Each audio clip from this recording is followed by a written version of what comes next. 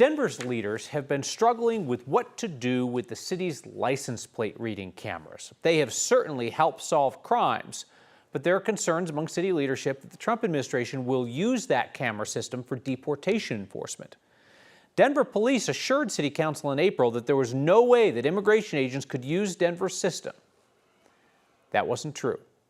Our Spencer Soisher's been all over this story. And Spencer, despite what the police department said, you found that Denver's data was available to outside agencies after DPD said the data had been removed. Yeah, the Denver Police Department said it requested to be taken off of the national network on April 8th after city councilors expressed concerns that the cameras could be used for immigration enforcement.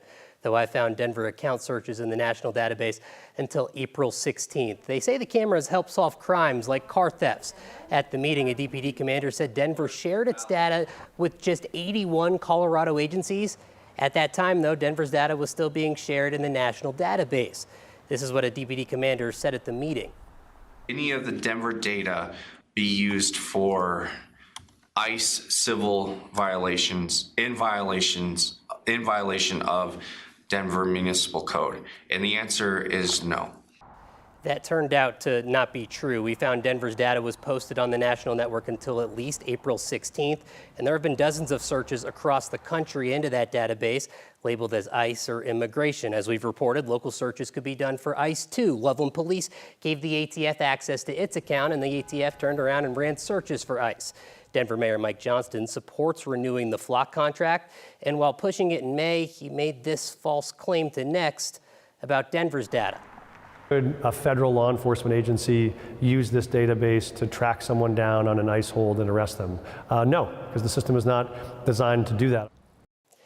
In that same meeting, the commander for DPD said that any of the 80+ local agencies using Denver's data had to sign an agreement that they wouldn't give access to ICE or for civil violations related to it. The question, though, does someone else using your account for ICE count as breaking that agreement?